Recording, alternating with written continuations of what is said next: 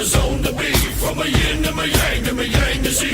Put a grin on my chin when you come to me. Cause I'll win, I'm a one of a kind, and I'll bring death to the place you're about to be. Another river of blood running under my feet. Forged in a fire lit long ago. Stand next to me, you'll never stand alone. I'm last to leave, but the first to go. Lord, make me dead before you make me whole. I feed on the fear of the devil inside of the enemy faces in my sight. Aim with a hand, shoot with a mind, kill with a heart like Arctic ice. I am a soldier and I'm marching on. I am a soldier and I'm marching on. I am a warrior, this is my song. I am a warrior and this is my song. I'm basking the glow of the rising war. Lay waste to the ground of an enemy shore. I read you Lima Charlie, loud and clear. All right, there we go, everyone. Welcome to episode 6 of Lima Charlie, and my good friend Dennis DK Knowles with us tonight on tonight's episode. Dennis, did some of those pictures bring back memories or look familiar? Yeah, they definitely look familiar, man. I think I may have borrowed a couple from you, possibly. Yeah. Hey, what's mine is yours, and what's yours is mine, right? That's the way it is once you've been downrange and served together like that, for sure. And then some things more than others, but we'll keep that for another show. That may be after hours. But I welcome you, Dennis, for the show. Thank you for joining us. It's good to see you, my friend. I've been excited to have you on here. Yeah, thanks for having me, Troy. Yeah, bud.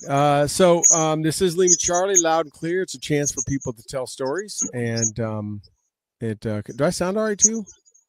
I can hear you great. Okay, cool. Yeah, so first we like to start this off as kind of who you are and when you joined, why you joined, and what you joined. Yeah. Well, growing up in the 80s, watching Rambo, Red Dawn, Rocky Ford, Tour of Duty. What a lovely time to grow up, and following Ronald Reagan, his presidency. I knew from an early age I wanted to serve. And coming off, I could still feel the vibes of the Vietnam War from the 70s, even in the early mid 80s. I could feel them as a kid. And I just always wanted to serve. I had relatives that had served, throughout different wars and stuff. And mostly I had a brother-in-law. My brother-in-law married my oldest sister. And he was enlisted, and he would tell me, he's like, hey, if you want to serve, but don't come enlisted. He's like, you're smart. He's like, go to college, get your education, and go the officer route. I was like, oh, all right. So I did that. I joined the ROTC program at Canisius College in the spring semester of 1998. That's in upstate New York, right? Yep, in Buffalo. Yeah. Yep, Buffalo, New York. And they had an option for first timers coming in without committing. Because I'm a calculated risk taker. I take risks, but I make sure the odds are always in my favor, at least the best I can. And they had an option of doing this basic camp. It's kind of like basic training. They called it basic camp. It was at Fort Knox, Kentucky. It's basically like, I can't say basically, it's similar to basic training. But at the end of it, if you liked it, you could sign on. If you didn't like it, you could walk away. No harm, no foul. So I thought that was a good option. So I went and did that, and it just confirmed that, you know what, this is something that I got to do. So you did rent to own in the Army. You did try before you buy. You did a little rent to own there. I did, and I ended up buying it for about 12 years, and it was some of the best 12 years of my life and some of the worst 12 years of my life. But I wouldn't trade it back at all. And a lot of the years were spent with you, chewing some of the same dirt and whatnot. So I finished my ROTC commission. I was in May of 2000 and went to officer basic course at Fort Knox, Kentucky. And initially I'd been wanting to get commissioned infantry, right? Every hard charger wants to go infantry. But there was a certain movie, Saving Private Ryan, and we all know it, have watched that movie, that opening scene of them storming the beach. That scene that That would turn a lot of people away from infantry. Yeah, that impacted me because I had to make a decision shortly after watching that movie. Like, hey, what do you want to do? What you put in your packet? What's your top three wish list to be commissioned as? I was like, hmm. And one of my drill sergeants at the basic camp, he was the top drill sergeant. He was armor, and I had a lot of respect for that guy. So I'm like, you know what? Someone's telling me something, so I'm gonna go armor. Why not? And New York State Army National Guard had armor, and at the time, in '98, in '99, 2000, for the most part, the world was pretty calm. For the most part, I'm like, I'll just join the guard. I'm not fully committing to active duty. But if something kicks off, World War III level, whatever, I'll be ready to join. I'll be ready to get fired up. But at the same time, I'll be able to enjoy the civilian life and the good things that come on the civilian side. So that's what I did. And life was going pretty well up until about 9/11. Some of you might have heard of that. September 11th, 2001. I was in my first week of teaching because I'm a teacher on the civilian side, teaching sixth grade. And I remember sitting there eating my lunch and watching the news that day. And across the bottom of the TV says all New York Army National Guard members are activated per the governor. I'm like, all right, well, this is going to get interesting. I don't know what's going to happen, but That's when you call up the principal and be like, I may need a sub. yeah, that's exactly what I did. And my school district was great. They were very supportive right from the get-go. And my guard unit called and said, hey, pack your shit for 2 weeks. We're going down to ground zero. We don't know what we're going to be doing, but we're going. And went home, packed my stuff for 2 weeks. I was heading out the door and got another phone call saying, hey, pump the brakes. There's too many people down there. It's a big cluster. They got to figure it out first. They'll call us when they need us. So it was about 10 days later before they got it organized enough to where they wanted Delta Company 127 Armor, my company, to go down to the city and provide security around Ground Zero itself. So we spent 2 weeks down there on the pile. I know you were down there at one point. Also, I didn't know you at the time, but we probably crossed paths at some point, not knowing it. And I was then, probably like, look at that tanker, dude. I'm like, man, he's probably has his funny boots on with straps on them. yeah, your tanker boots, man. You want to get those shoelaces caught up in the turret. You go for a ride. But I did love me some tanks and blowing stuff up. There's nothing that can compare to touching off a tank round, a main gun, and working as a team in that tank and hauling ass over with a 60-ton beast, moving and shooting. It's beautiful. It's beautiful. Well, a few weeks ago, we had my good friend Chuck Ziegenfuss on here, and he was a tanker, and he said, he's like, I looked at those guys walking and thought I'd rather be riding, and Yep. and I'll let them heat their coffee up on my rear end of my tank anytime they want. Yeah, it's amazing how many friends you make when you fire up the engine. Yeah, The crunchies, you guys come out of the woodwork, and next thing you know, you got 10, 12 of you curled up around the back of the tank and the engine. It's a nice, cold out. Yeah, it'll hit you up real quick too. That 1,200 horsepower engine. Yeah. Oh yeah. But after 9/11, went back to the civilian job for the rest of that school year, and then that summer, August of 2002, we got the activation for Noble Eagle 2, they were calling it. And my company went down to Picatinny Arsenal in New Jersey for a year deployment to provide security detail on that post. It was all right. Easy duty. You were at Picatinny for a year. Mm-hmm. Yep. That's a small little place tucked away back there. Small, and what an interesting. It's the Armament Research Development Center for the Army, one of them, and that place has its own strange history, all the way tied back to the Revolutionary War. Yeah, and that's a cool, interesting little place, but you never really hear about it. But sort of seeing some people in green every once in a while, you kind of doesn't really feel like a military base. No, no, it was mostly civilians and researchers and scientists, guys that, because we had run the gate operations, and every, like, it depends on the day, every fifth car we had to pull an inspection. So we were pulling these like scientists and researchers out of their vehicles in the middle of February or whatever. They can't tie their shoes. They're muttering to themselves, but they're freaking brilliant, and that's what the Army's using. So it's a good thing. Dude's way smarter than me.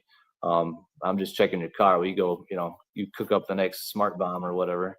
Go do what you got to do. We all got our lane, you know.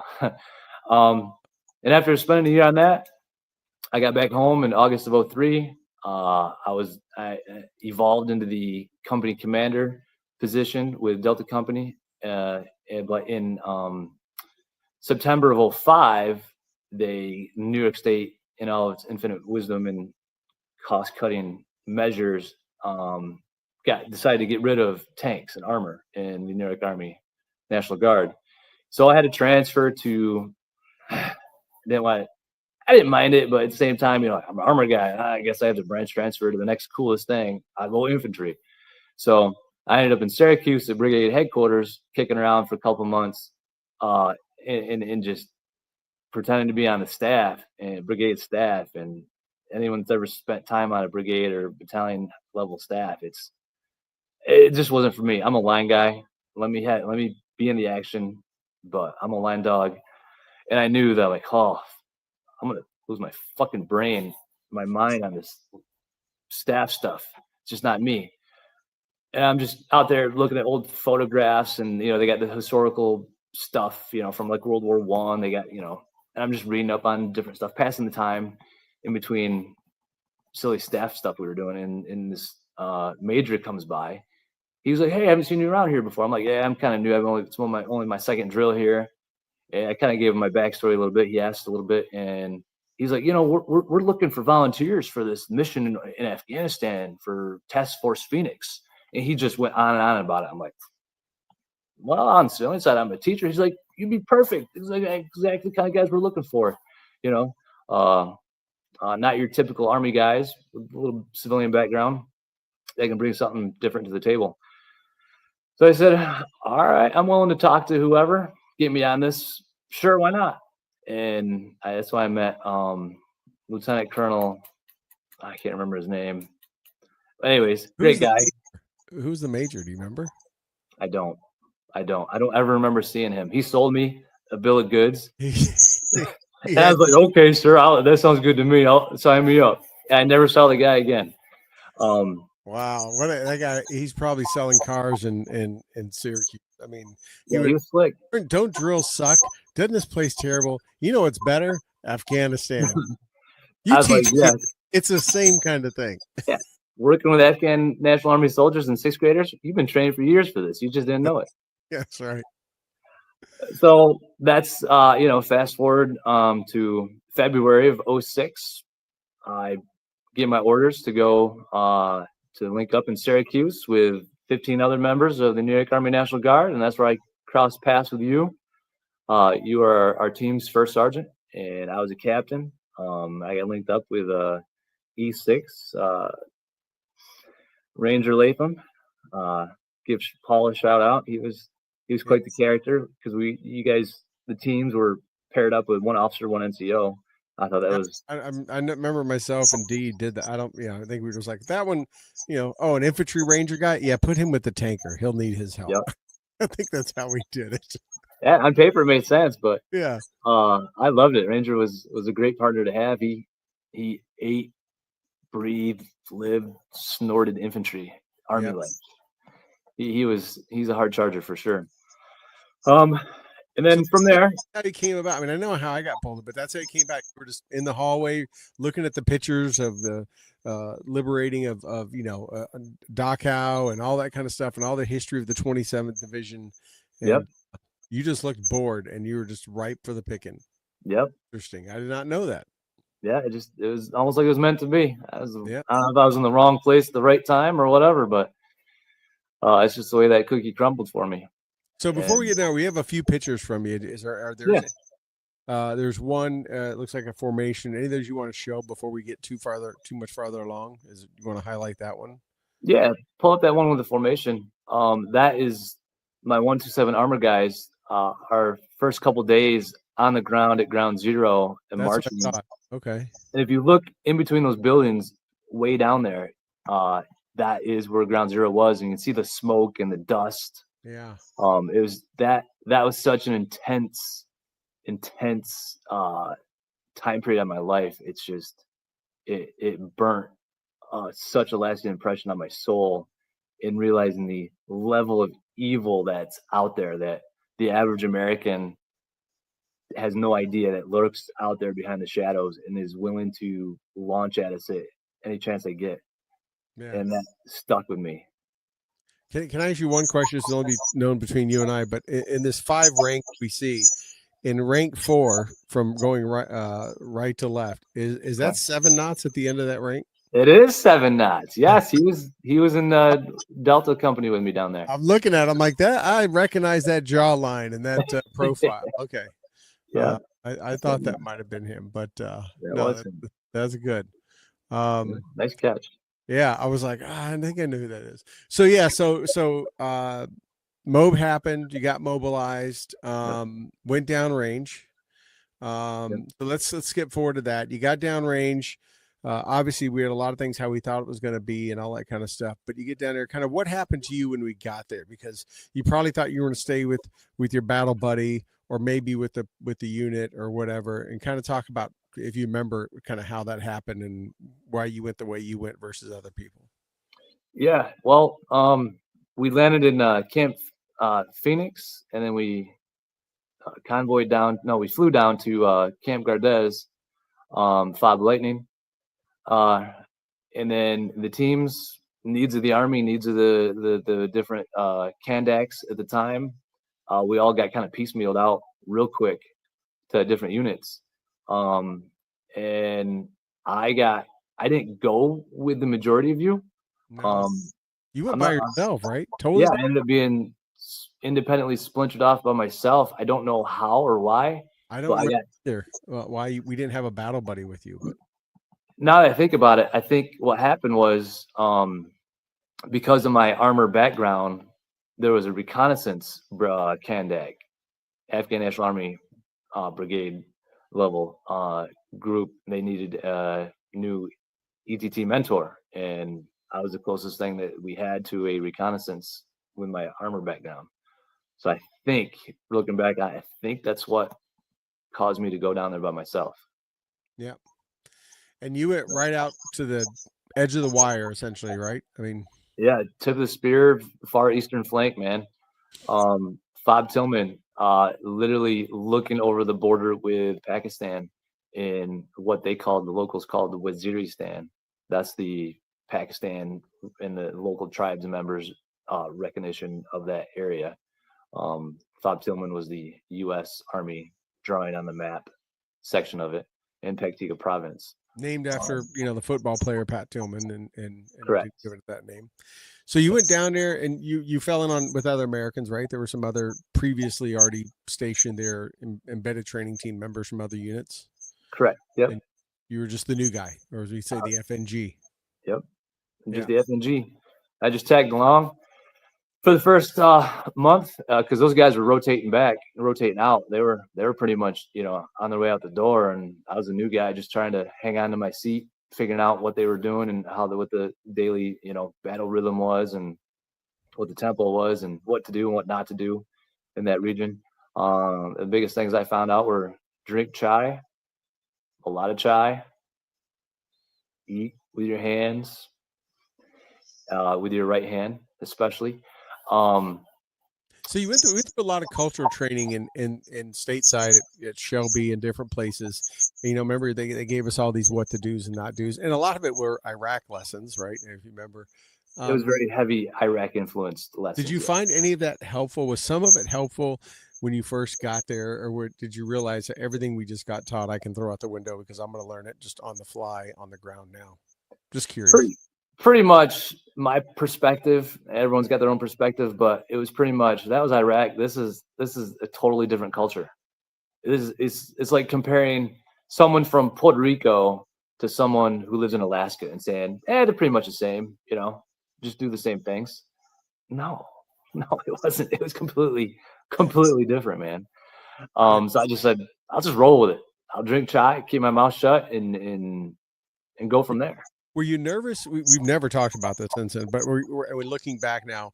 You had a battle buddy. You had this infantry ranger NCO with you, teamed up with all these new guys you just met. I think maybe you knew one or two a little bit beforehand, but and then all of a sudden you're by yourself. Was there a little bit of nervousness of kind of like being the new kid in school or being out there without a wingman of some type of like you're overlooking the Pac border?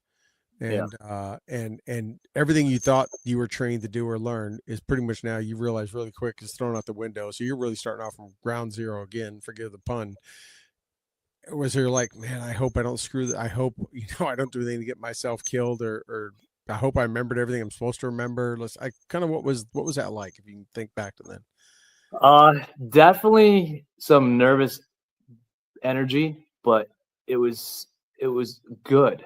I never felt like, oh shit, what have I got myself into? I'm fucked. I never had that level of. I looked at it as like these guys were looking at me, incoming officer. Hey, you're the one. I'm the one in charge. I gotta fake it till I make it, right? Yep. And it was basically with my background. I like, this. I like to stay in shape, but this is almost 20 years ago. I was doing a lot of like half marathons, a lot of obstacle course racing type stuff. I just love that extreme sports stuff anyways. So it's taken some of my best favorite hobbies of extreme sports mixing with hunting. That's what and tossing a little bit of some military tactics. I was living my best dream out there, man. And youthful. In the Army? What's that? Would you consider it one of your best years in the Army? Best years, hands down. Yes. 100%. Even with all the bad stuff, still just being a soldier, probably one of your best years. Being a soldier, and I truly felt like after seeing 9/11 and seeing what those fuckers did, I felt like I was supposed to be there. I was legitimately doing the right thing. I didn't feel like I was making any wrong moves because it was for the American people to keep them safe. It was just overwhelmingly like I was in the right place. Did you feel like almost when thinking back on 9/11 too, almost like how did I get so lucky to get here? I mean, there's a lot of places you could have been in Afghanistan, which would really have sucked, and not because they were dangerous. Actually, probably because they wouldn't have been dangerous. But I mean, because I would think I would be if I'm down like, wow, I'm here. I mean, because we went in pretty quick. Like, the from departing the States to you being downrange, people don't realize was just a few days. It was not a lot, and it definitely wasn't even a week. And all of a sudden, boom, there you are overlooking the Pac border. You're like, I was just in Mississippi, like a week ago. Yeah, Mississippi is a little different than the Afghan-Pakistan border. And at that time, the in-briefing I got from the 10th Mountain Company commander, who was on the FOB as well with his 10th Mountain component, his briefing, he told me like the indirect fire that we had used at FOB Tillman and got clearance for was the most in the entire theater at that time. So they had used more indirect mortars, artillery fire in Afghanistan in that past few months than the entire theater had in the last few months. That was a briefing I initially got from the 10th Mountain commander. I never checked his stats. I just went with it. I said, sure, all right.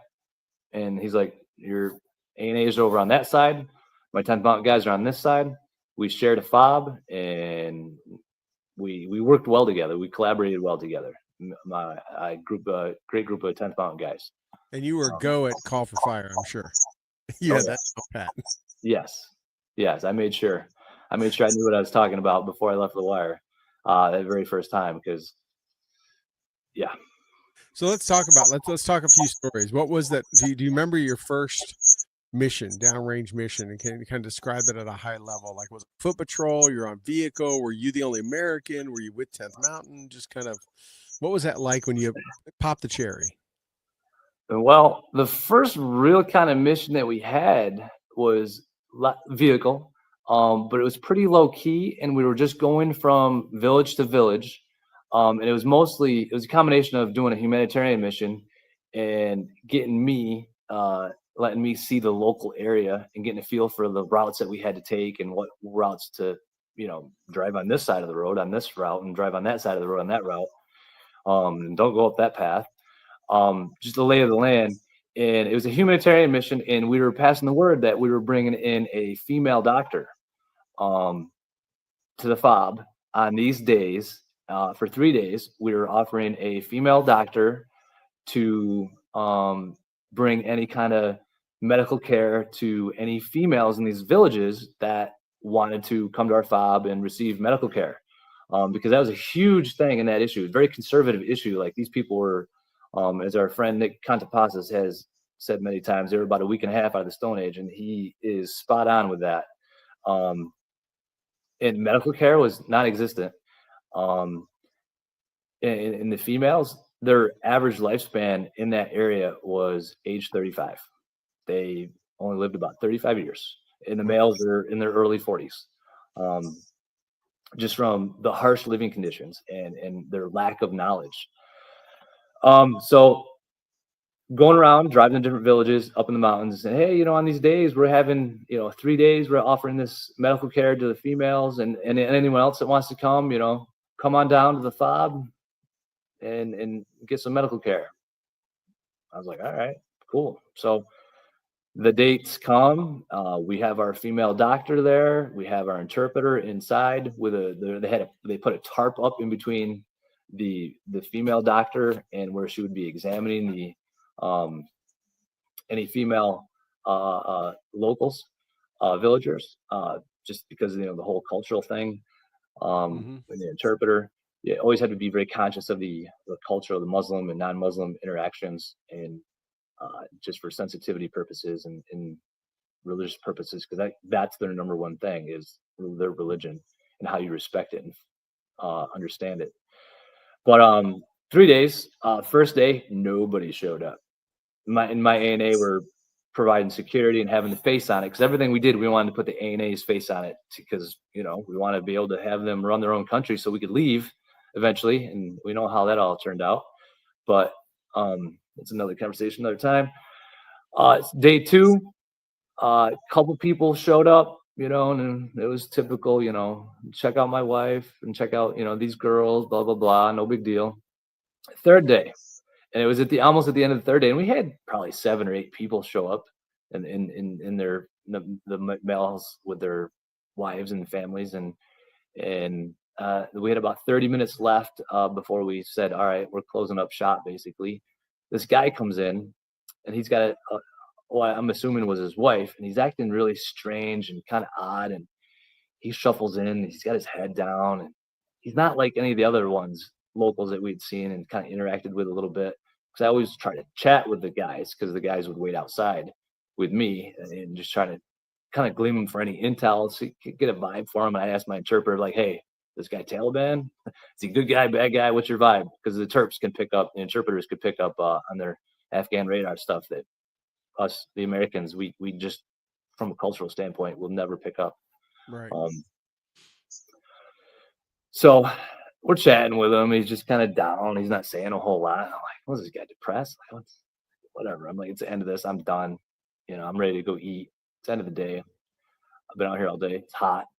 And then the Terp from inside comes out and says, hey, come here, waves the guy in.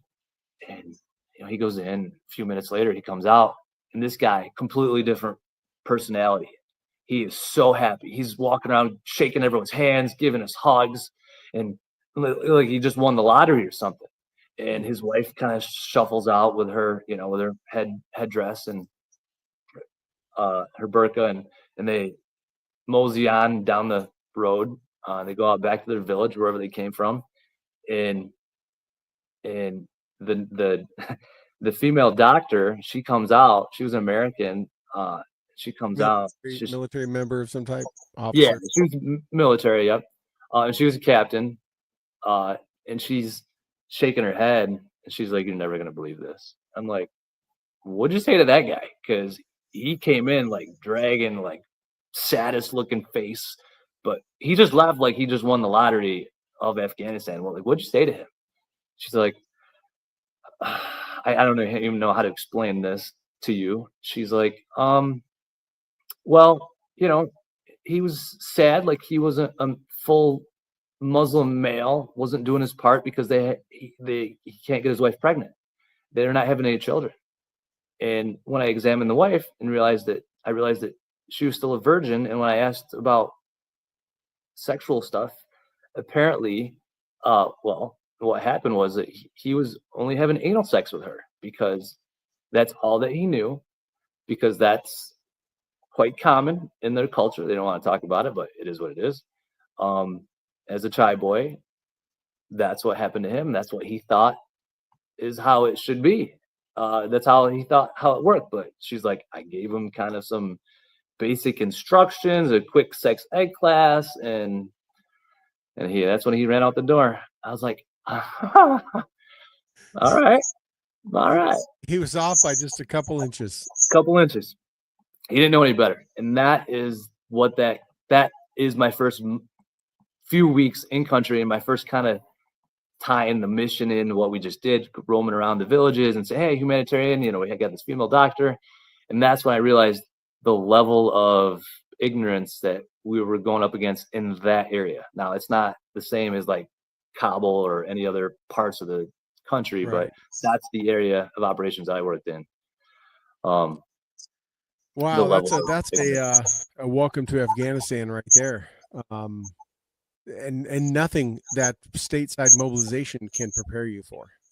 No, I definitely did not see that in the briefings and the PowerPoint slides about Iraq at all. No. And I'm sure even that poor doctor probably never expected, when they said you're going to go out and do a MedCat mission and do that she would be giving said 101 to a grown man. Yeah, did she have a whiteboard? I mean, did she do a sand table? Like, how did she draw some pictures in the dirt? Resources on. I'm just curious, but yeah. Different phase lines. Yeah, exactly. This is the objective. Right, you must hit this SP at this time. That's it. That other one's not an objective. Wow. Week and a half out of the Stone Age all day. All day, man. You can't make that up. That's a true story. Yeah. I'm sure that doctor, she probably still tells that story today too. She's probably, we're like, Grandma, what was it like in Afghanistan? Well, let me tell you. Yeah. She earned her hazard duty pay that day. I know that. Yeah.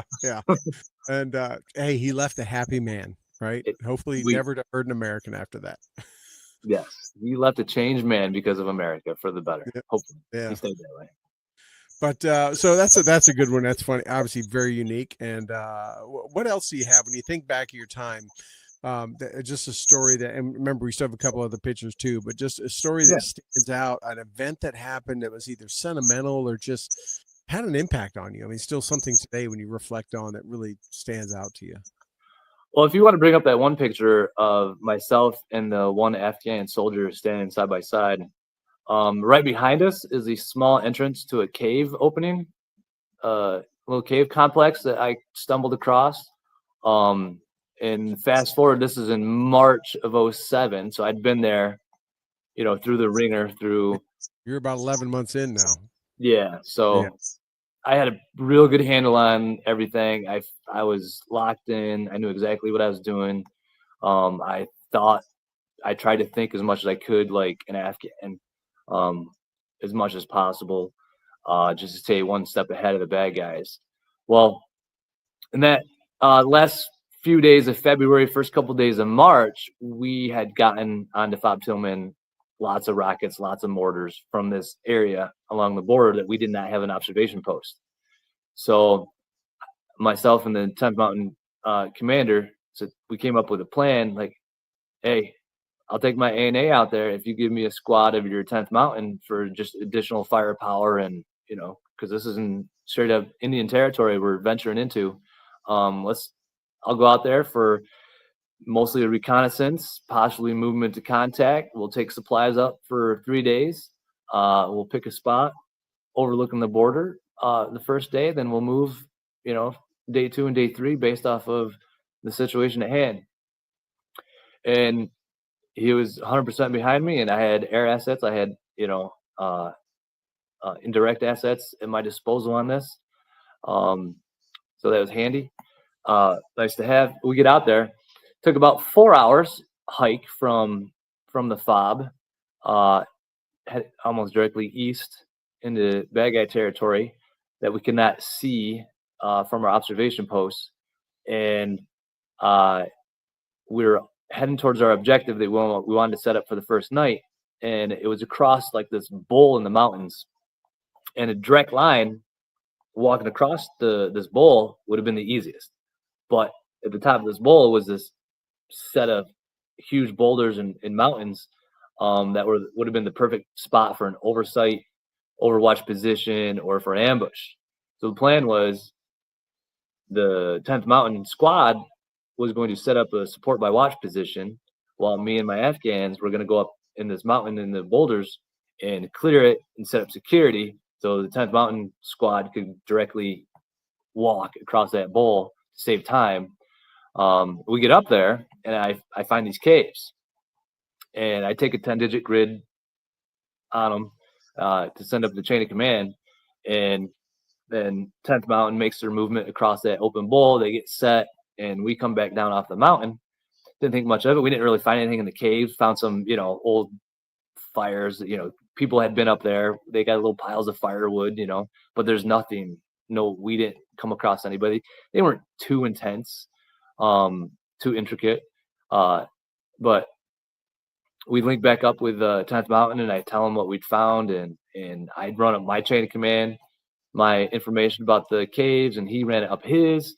And then like a few minutes later, he's like, the 10th Mountain lieutenant with that squad that was put out there with me. He's like, "Hey, sir, you're probably not going to be happy with this, but our battalion commander, he'd like you to go back up that mountain and get a back azimuth of angle for the entrance of those caves, so for the Apaches to come in at the right angle to close them with their Hellfire missiles." And I'm like, and that was an hour to get down the mountain.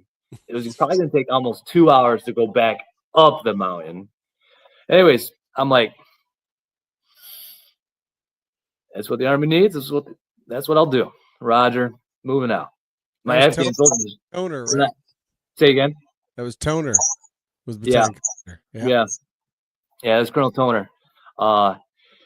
Putting that piece of guidance out. I'm like, all right, makes sense. I'm like, fine, I'll do it. It's kicking the balls, but it's what needs to be done. We'll get going. So we hike back up there. I get the right angle, get all my information written down, and I hear some of my Afghans that are on top of the boulders, kind of on the backside a little bit, they're like, going off about something. And I was all done with what I had to do, so I run around the side, and I look on the other side of this ridge where we were before, just 2 hours prior. There was no one out there. While we get it back up there, there is about 100 sheep in the field on the other side of that mountain, which is closer to Pakistan.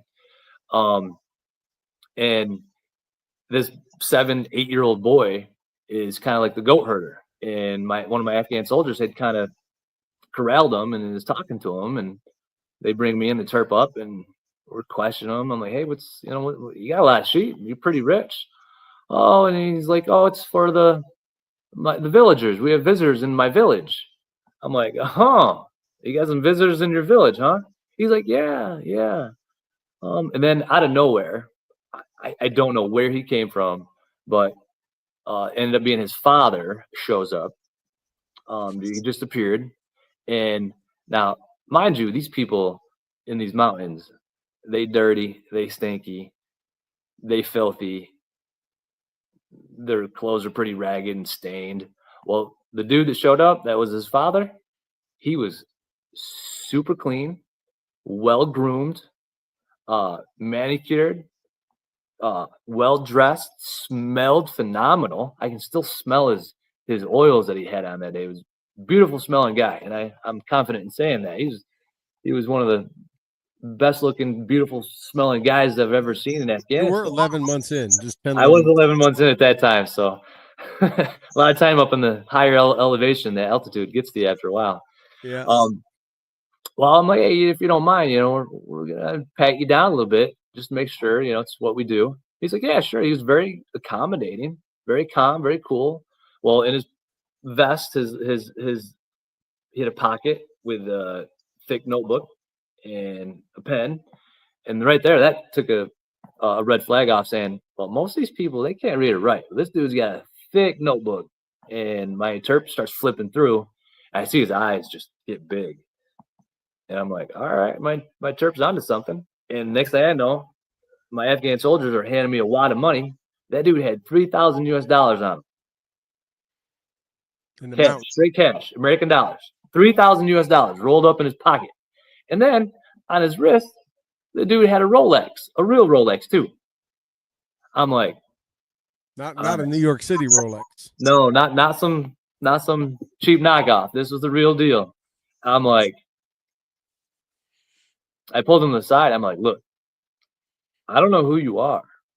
And my interpreter, I'm still looking at my interpreter, and he's, interpreting for me and still flipping through the book. He can't take his eyes out of this book.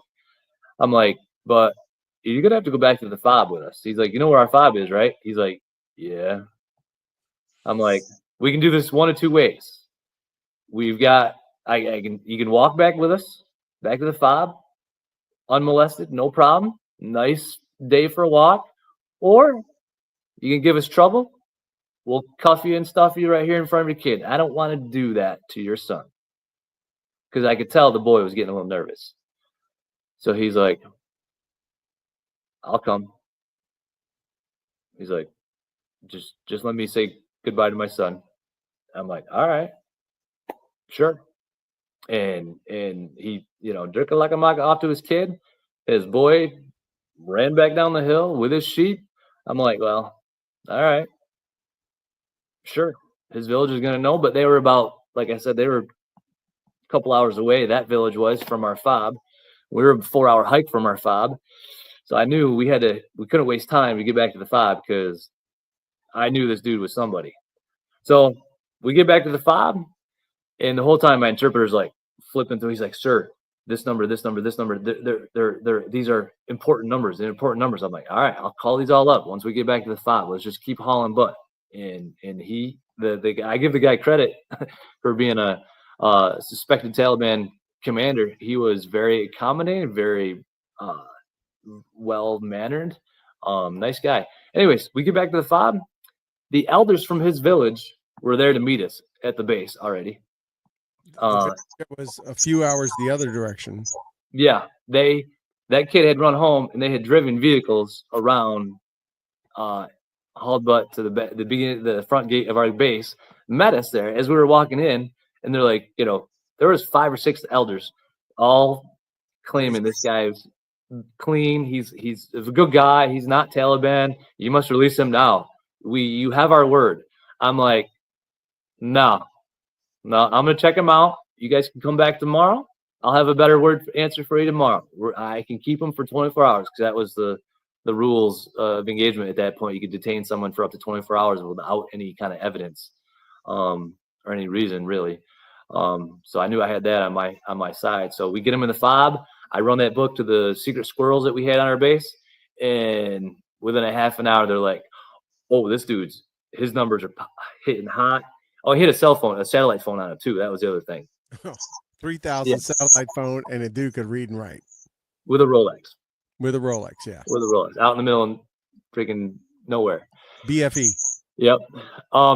So they're like, "Yeah, this guy's super hot. Hold him. We'll run this higher up our chain of command, and we'll get back to you." Well, come to find out, ODA, other departments of the Army, were very interested in this guy, and they said they're going to fly a bird down that night, Chinook, when it got dark, and I was to hand him off to whoever comes off of that bird. I was like, "Roger, you got a time frame for this?" Mind you, I started early that morning, going out, walking up that stupid mountain twice, and then hauling butt back basically with this guy because we knew we had someone hot. And they're like, they'll give you a radio call when they're 10 minutes out. All right. Well, so me, my new best tailband friend commander, and a couple of ANA pulling security, we sat in the Humvee until they called at about 01:45. And Long day. long day. And we walk, the helicopter comes in, lands, big dude, special forces guy, I don't know. Big beard. Big beard. The dude was about 6'5", built like a brick shit house, man.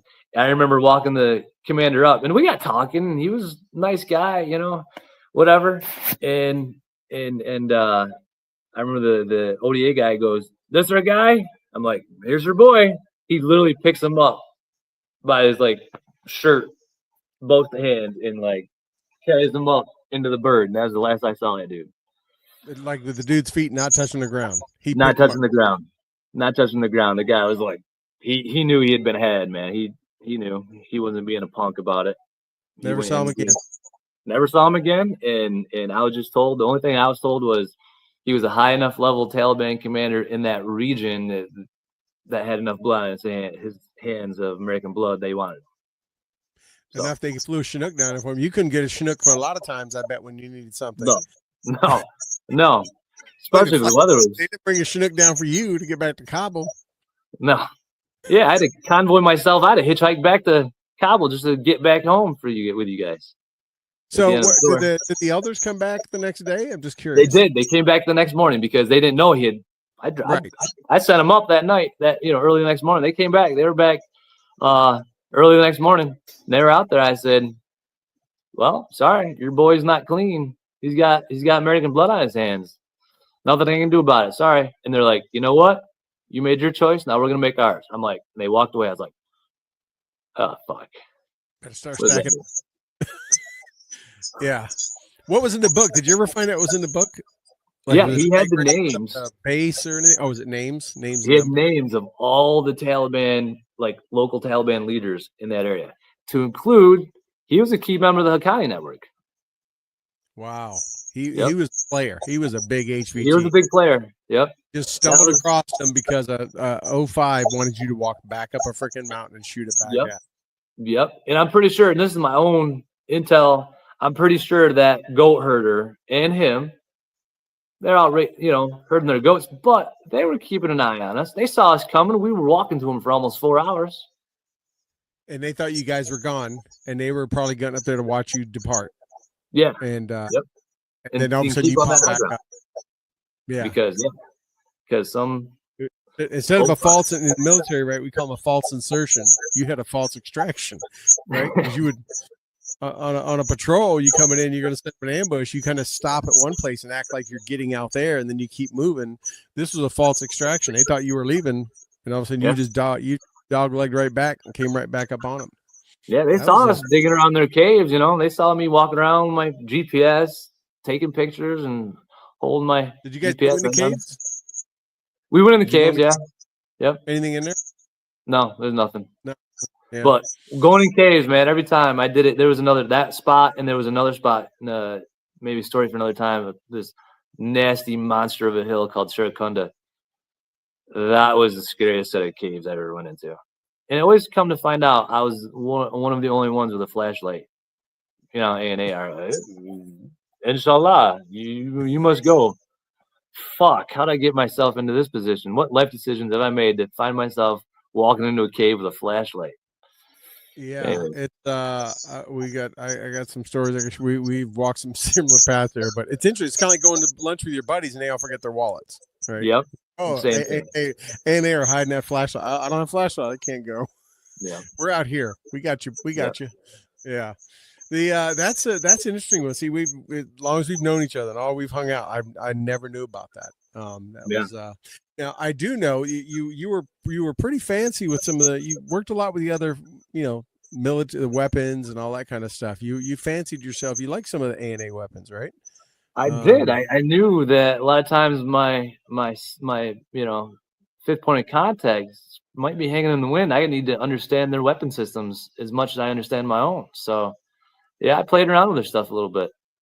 Do you ever have to shoot an RPG in an actual combat? No, but I practiced a few You just times. did this for fun, right there. You just That was the just way. me Is that- practicing. Yep. Yeah, I bet you. Was that on a Thursday? I don't remember exactly what night it was. It might have been. Look at that farmer's tan. I mean, them forearms are dark, but nothing else. Yeah, I got a nice white T-shirt on. Yeah, I don't know what's wrong with you, but I got a nice white T-shirt on. I mean, I could see that like as a your fob or OP being hit, and then you just had to jump out there and get it on. You could put a good story to this.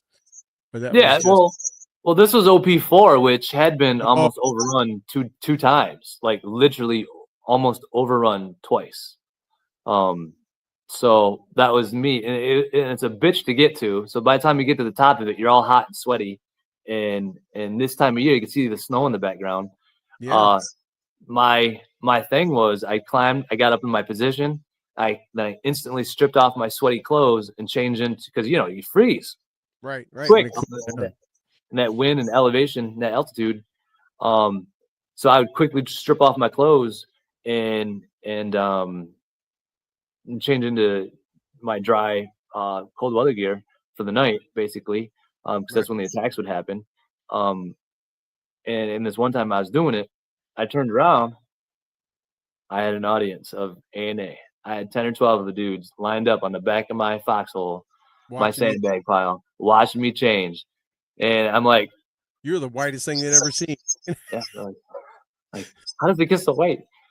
So I said, screw it. Let me put on a show. So I said, hey, give me that RPG. I want to shoot your RPG. The RPG guy was there. And he's pretty proud of his RPG because he's the RPG guy. If you look at the warhead on that thing was, look at that thing. That thing been through about. That thing's been dragged across a few rocks. I don't know if that's technically safe to shoot in an Army manual, but I lit her up, man. I let her fly. Well, I think every Army manual on any piece of equipment, the first thing it says is check it out, is look for any dents, scratches, rust, corrosion. I think that probably checks a couple of those off right there. I checked all the boxes on that one. Yeah, so this picture is from you putting on a little just fun burlesque show for your Afghan. That's what you did for that. You did that to lift their spirits. That was, you had to, and that's how you bonded with them. And if you and they would lay their lives down for you if they knew that you cared about them. So even if you didn't like them, you had to at least let them know that you cared about them. So give them a little nip slip there, and you made friends for life. Yeah. There you go. That's the stories why we do this. People have no idea the sacrifices our soldiers make, right? And that's violating your own privacy and sanctity. You did that to make sure that they always thought maybe they had a chance, so they would stick with you and protect you. That's right. If I had to show a little skin to save my skin, hey, it's the small things you got to do in life. A lot of sacrifices in the military. Yeah. So OP4, I know we've been going for a while, but OP4, you had some hairy ones there. Any particular, you talked about it getting overrun. I know you had some bad ones there. Anything in there that just really is like, you look back now and go, but only by the grace of God I made it out of there, like, or there just was seemed like a miracle, or someone was watching over you that something just turned out right. Oh yeah, June 19th, 2006. Don't forget the date. Yeah, day I'll never forget, man. About 250 bad guys surrounded the OP. We had 30-ish, not quite 30. It was platoon size element of between 20 and 30 of 10th Mountain on one ridge to the east, and then to the west on this ridge was 15 to 20 of my Afghan soldiers, with a kind of a ravine in between them. It's kind of an odd place, but it's just the way it worked out. It's kind of good, but kind of bad. Well, the bad guys attacked in full fury that night. Long story short, because I don't know how much time you got, Troy. As long as you can go, man. As long as you want to go. Well, about 2 a.m, all hell broke loose, and most of the guys were sleeping, just your bare minimum on security. Everything had been quiet for a while. Not a whole lot of radio chatter. And then all hell broke loose at 2 a.m. on that morning of June 19th. And like I said, about 250 bad guys. That was the count that one of the 10th Mountain guys had. And he said he quit counting once he hit 250. But everybody ran out of ammo. Afghans were out of ammo in the first 15, 20 minutes of that firefight, which sounds about right. And that firefight lasted for 2 hours. And the 10th Mountain Boys, they ran out of ammo too, except for their lieutenant. They saved a few rounds in their pistols, just in case. And we were literally throwing like cots over the wall, sandbag wall, and down the ravine, just so you could hear them coming, or help to trip them up so you could hear them coming. You could literally hear them talking, the bad guys talking back and forth. And what they were saying, based off what my translator was saying, was, and one guy charged our foxhole, and I happened to be on the radio at the time, and one of my Afghans lit him up about 10 yards in front of our foxhole. And that was like, holy fuck. And I'm on the radio because that was my biggest weapon, and there wasn't much we could do anyways. Any close air support or too dangerous? It was cloudy. It was cloudy that night, so we didn't have any air support. That's what really allowed the bad guys to carry the momentum of that battle and really set the scene. Yeah, that could have gotten bad, but we think after that one guy charged us, we heard them talking. The interpreter picked up that they were also out of ammo, and they needed to pick up their bodies and get back because it was going to be daylight soon. So, because it's probably then it's about 4:30 in the morning, something like that. Yeah. Yep. It lasted about 2 hours. So a little after 4 o'clock, it quieted right down. You guys throw grenades, throwing everything you had at them, pretty much. Claymores. So claymores, yeah. Yep. Wow, that was. They had wire cutters. They cut our wires before we knew. They had a maneuver element up on us before their support by fire position opened up.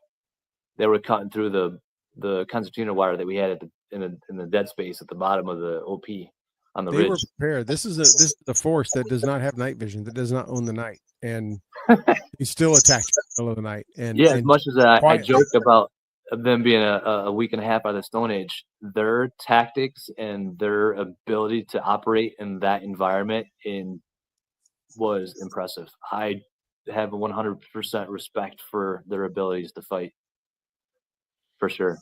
Never underestimated them after that. Any idea did you guys recover any bodies? Any idea? Because I know we had a lot of stuff down in Vermel and stuff where there were a lot of pack military we would recover and things like that. I mean, were you ever glean any intel after that attack of who they may have been? Well, we did have that one body, like I said, about 10 yards in front of our position. We had him, and he ended up being from a local village, and we took him back. We carried the body back to one of the local villages, and the elders like, yep, he's one of ours. But nothing. We had some interactions with the pack mill. Like once a month, we had a pack mill meeting. Chai time. Yep, chai time on the border. And we literally have video footage of guys coming out of the Pakistan military castles, coming across the border, setting up IEDs or whatever, and then going back to the castle at night. That we would joke they were pack mill during the day, but Taliban at night. But they never had intel on them. Nothing in their equipment or uniforms said or gave us any idea that they were definitely pack mill. I mean, maybe they thought it was their training area. It was an impact area for them. They were practicing line placement. Yeah. Pakistan EIB competition.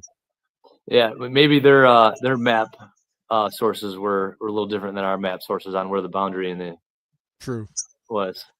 Yeah. Wow. So, and I remember you one time telling me about and it probably was that one or many others where you were fighting off with grenades. Yep. And you were throwing grenades, but I don't think I knew that one had gotten that close. That's that's something. And again, Yep. a major battle that had it not turned out the way it did would have probably been a news generating, like, oh, they snatched an American, they overran a base, they did this, and were you the only American on the ANA side, or did you have another American with you? I did have my NCO with me. Okay, good. That was Mac. They would have got both of you probably. Yeah. Well, Big Mac Mac? was with me, so Oh, yeah, was they it would have Mac? been. Yep. They would have had a fight on their hands. Yeah, Yeah. they wouldn't have taken him easily. Yeah. No, Yeah. it was a mountain of a man. Still think about him to this day. Yep. July 5th. Yeah. Yep. Yeah. July 5th, a But, couple weeks later. Yeah, I guess it would have been a couple weeks later. Yep. But yeah, that's something. But again, a battle no one ever heard about. But boy, how close it could have came.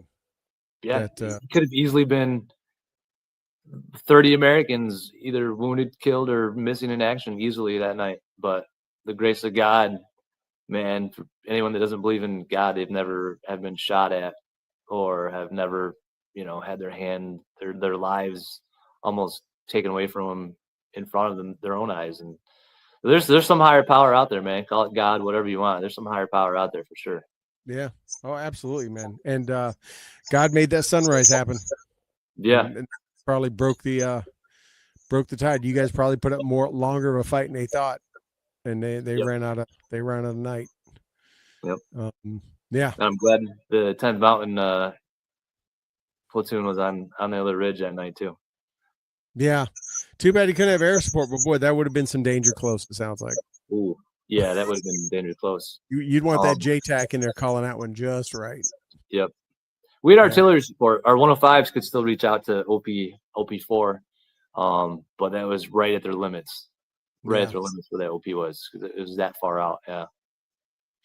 Wow. Any before I let you go, anything else, any other story, anything you wanted to share with our viewers and listeners that just stands out to you as a funny, memorable, any kind of memory like that or incident?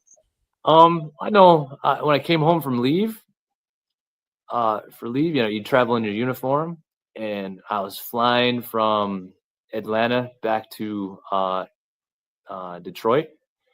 On the flight, I sat next to this younger couple, probably early 30s, and the wife goes, "Oh, thank you, for your service, and are you coming back from Iraq?" I'm like, "No, I'm actually coming back from Afghanistan," and she turns to her husband, and she's like, "Oh, I didn't even realize we had soldiers in Afghanistan." So I took that comment.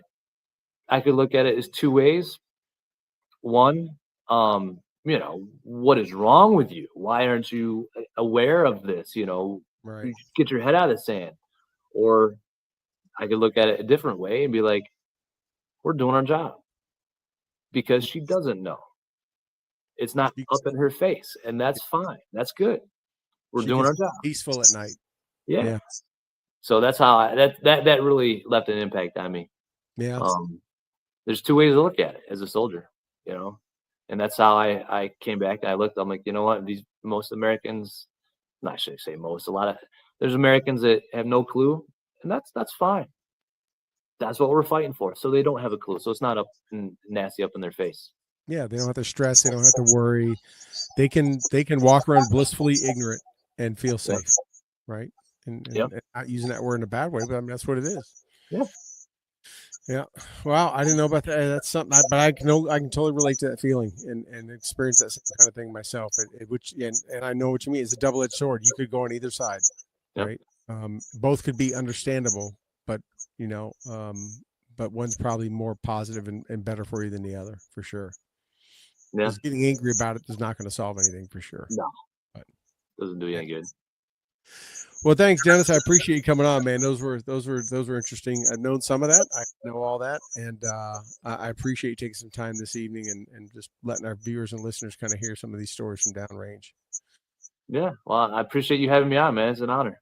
Absolutely, buddy. Glad we could hear you loud and clear, and looking forward to having you on again. Maybe this or our regular show, but always love hanging out, and maybe next time we're together, slaying some of the deer in New York, that we can do a show together. Just throw it up real quick and do something. That'd be good too. Put it up in the cabin.